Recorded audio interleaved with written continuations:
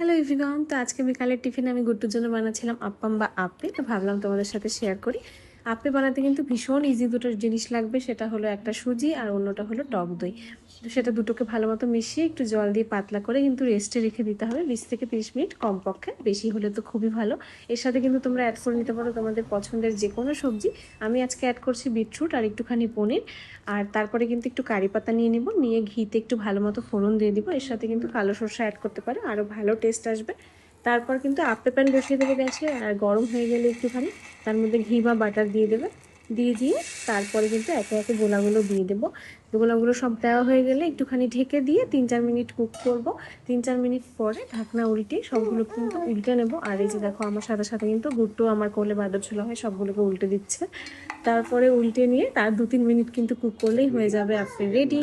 আর এটা বানানো ভীষণ ইজি আর খেতে ভীষণ ভালো হয়। এই যে গুট্টু খাচ্ছে দেখো, ভীষণ এনজয় করে। ওর সাউথ ইন্ডিয়ান ফুড কিন্তু ভীষণ ভালো।